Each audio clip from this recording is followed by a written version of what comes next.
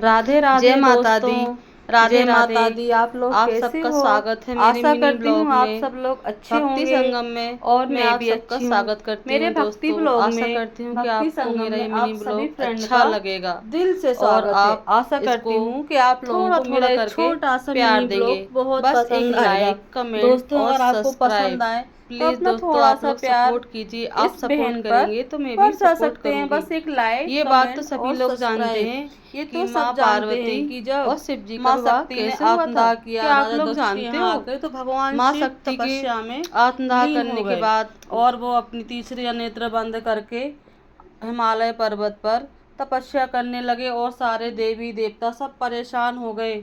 कोई भी उनको निद्रातन से जगा नहीं पा रहा था। भगवान शिव एकदम एकांत जगह पर जाकर तपस्या करने लगे। तो आइए दोस्तों, मुझे जितना पता है मैं उतना आपको बताती हूँ। देवी पार्वती के विवाह की एक प्रस्तुत कथा सुनाती है। कहानी कई धार्मिक ग्रंथों में और पुराणों में विभिन्न रूपों में मिलती है, लेकिन यह एक समग्र और विस्तृत वर्णन प्रस्तुत करने का प्रयास कर रही हूँ। पार्वती का पूर्व जन्म और तपस्या का फल। पूर्व जन्म में पार्वती जी दक्ष प्रजापति की पुत्री सती थीं। उन्होंने भगवान शिव से विवाह किया था, लेकिन अपने पिता द्वारा शिव का अपमान सहन न कर पाने के कारण उन्होंने यज्ञ की अग्नि में अपने प्राण त्याग दिए। अपने अगले जन्म में सती ने हिमालय और उनकी पत्नी मैनावती के घर पार्वती के रूप में जन्म लिया। पार्वती का मन बचपन से ही भगवान शिव के प्रति समर्पित था और उन्होंने पति के रूप में पाने का दृढ़ संकल्प कर लिया था। जब पार्वती जी विवाह योग हुई तो हिमालय ने उनका विवाह किसी योग्य राजकुमार से करने का विचार किया, लेकिन पार्वती ने मन की इच्छा अपने माता पिता को बताई कि वह केवल भगवान शिव से ही विवाह करेंगी। उनकी दृढ़ता देखकर हिमालय और मैनावती ने उन्हें तपस्या करने की अनुमति दे दी। पार्वती ने घोर तपस्या शुरू कर दी। उन्होंने कई वर्षों तक कठोर तपस्या की, अन्न और जल त्याग दिया और केवल पेड़ों के पत्ते खाकर जीवन निर्वाह करने लगी। उन्होंने धूप, वर्षा सहित सभी प्रकार के कष्ट सहे। उनकी तपस्या इतनी तीव्र थी कि पूरे ब्रह्मांड में उनकी चर्चा होने लगी। शिव की परीक्षा और कामदेव का विघ्न। भगवान शिव उस समय समाधि में लीन थे और संसार के प्रति विरक्त हो चुके थे। देवताओं को चिंता होने लगी कि यदि शिव पार्वती जी का विवाह नहीं हुआ तो तारकासुर नामक का एक भयंकर राक्षस का वध कौन करेगा, क्योंकि उसे केवल शिव के पुत्र द्वारा ही मारा जा सकता है। अब दोस्तों, ये तो बड़ी विकट समस्या है। देवताओं ने कामदेव को शिव की तपस्या भंग करने और उनके मन में पार्वती के प्रति प्रेम उत्पन्न करने के लिए भेजा।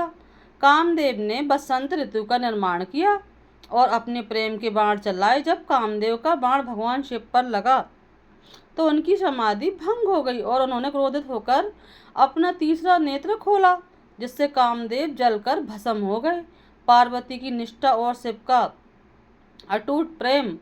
कामदेव के भस्म होने के बाद भी पार्वती ने अपनी तपस्या जारी रखी। उनकी निष्ठा और दृढ़ संकल्प देखकर भगवान शिव अत्यंत प्रसन्न हो गए। उन्होंने एक जटाधारी ब्रह्मचारी का रूप धारण किया और पार्वती जी के पास जाकर उनकी तपस्या का कारण पूछने लगे। पार्वती ने बिना किसी हिचकिचाहट के बताया कि यह वह भगवान शिव को पति के रूप में प्राप्त करना चाहती हैं। ब्रह्मचारी रूपी शिव ने उन्हें शिव की पौराणिक वैराग्य प्रकृति और उनकी वेशभूषा और उनके साथियों भूत प्रेत के बारे में बताया। उन्होंने हतोत्साहित करने का प्रयास किया, लेकिन पार्वती अपने निश्चय पर अडिग रही और उन्होंने शिव की निंदा सुनकर भी अपना ध्यान नहीं हटाया। पार्वती की अटूट भक्ति और प्रेम देखकर भगवान शिव अपने वास्तविक रूप में प्रकट हो गए। उन्होंने पार्वती की तपस्या और उनकी निष्ठा की प्रशंसा की और उन्होंने अपनी पत्नी के रूप में स्वीकार करने की सहमति दे दी। विवाह की तैयारियां होने लगीं। जब हिमालय और मैनावती को शिव और पार्वती के विवाह की बात का पता चली तो वे अत्यंत प्रसन्न हुए। उन्होंने विवाह की भव्य तैयारियां शुरू कर दी। पूरे हिमालय पर्वत को सजाया गया और देवताओं, ऋषि, गंधर्व, किन्नरों को विवाह में आमंत्रित किया गया। भगवान शिव की बारात एक अद्भुत दृश्य था। वे नंदी बैल पर सवार होकर और उनके साथ भूत, प्रेत, गण और विभिन्न प्रकार के विचित्र प्राणी थे। उनकी वेशभूषा भी निराली थी। शरीर पर भस्म, गले में सांपों की माला, जटाओं में गंगा और चंद्रमा। विवाह मंडप में पर्वत पर सजाया गया। ब्रह्मा स्वयं विवाह के पुजारी बने और उन्होंने वैदिक मंत्रों के साथ विवाह संपन्न कराया। विष्णु और अन्य सभी प्रकार के देवता इस शुभ अवसर पर उपस्थित थे। पार्वती को दिव्य वस्त्रों और आभूषणों से सजाया गया था और वे अपनी सुंदरता और तेज से सभी को मोहित कर रही थी। जब शिव और पार्वती ने अग्नि के चारों ओर फेरे लिए तो आकाश से फूलों की वर्षा होने लगी और देवताओं ने आनंद के गीत गाए। हिमालय ने अपनी पुत्री का कन्यादान कर दिया और सभी नवविवाहित जोड़े को आशीर्वाद देने लगे। विवाह के पश्चात शिव और पार्वती कैलाश पर्वत पर रहने लगे। उनका वैवाहिक जीवन प्रेम, सामंजस्य और शक्ति का प्रतीक बन गया। पार्वती शिव की शक्ति ऊर्जा कहलाई और उनके मिलन से शिव सारे ब्रह्मांड की रचना और संचालन संभव हुआ। शिव और पार्वती के विवाह की कथा न केवल एक प्रेम कहानी है, बल्कि यह तपस्या, निष्ठा, दिव्य कृपा के महत्व को दर्शाती है।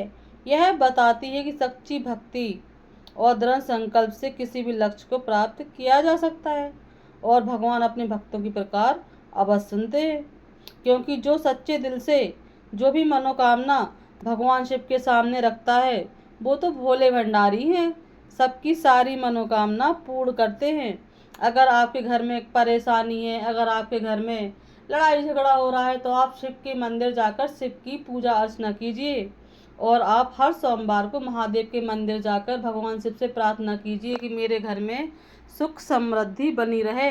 आप एक लोटा जल लेकर बेलपत्री, धतूरा और फूल पुष्प ले जाकर आप भगवान शिव को अगर एक लोटा जल भी समर्पित करते हैं तो भगवान शिव आपके घर की सारी परेशानी खत्म कर देंगे, क्योंकि उनको तो सिर्फ उनके मंदिर में का कोई समय नहीं है। आप शाम को, सुबह को, दोपहर को, आपको जब भी समय मिले आप भगवान शिव के मंदिर जा सकते हैं और भगवान शिव की पूजा कर सकते हैं।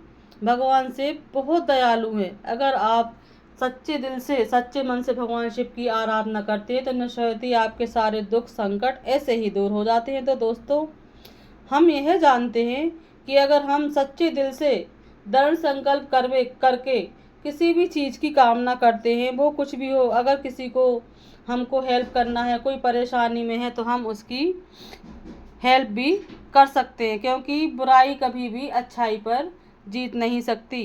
क्योंकि बुराई कितनी भी बड़ी क्यों ना हो और सच्चाई कितनी ही क्यों ना दब जाए, पर अंत में सच्चाई की ही जीत होती है। इसलिए दोस्तों, हम कोई भी कार्य करें तो हमें बहुत ही दृढ़ संकल्प लेकर पूरी निष्ठा के साथ उस काम को करना चाहिए, तो काम सफल ज़रूर होता है। दोस्तों, आपको यह ब्लॉग कैसा लगा? मेरा भक्ति संगम में आप सब लोग थोड़ा थोड़ा प्यार बनाए रखिए और सपोर्ट करते रहिए। माँ पार्वती जी और भगवान शिव आप लोगों का कल्याण करें, आपके घर पर अपनी कृपा दृष्टि बनाए रखे। जो मेरे चैनल को लाइक सब्सक्राइब करे, भगवान उनकी तिजोरी में खुशियाँ भर दे। बोलो हर हर महादेव, जय जय शिव शंकर। शक्ति का प्रतीक पार्वती की शक्ति कहलाई और उनके मिलन से ब्रह्मांड की रचना हुई और संचालन संभव हुआ। शिव और पार्वती के विवाह की कथा न केवल एक प्रेम कहानी है, एक तपस्या, निष्ठा और कृपा के महत्व को भी दर्शाती है। बताती है कि सच्ची भक्ति और संकल्प से किसी भी लक्ष्य को प्राप्त किया जा सकता है और भगवान अपने भक्तों की पुकार अवश्य सुनते हैं। हर हर महादेव।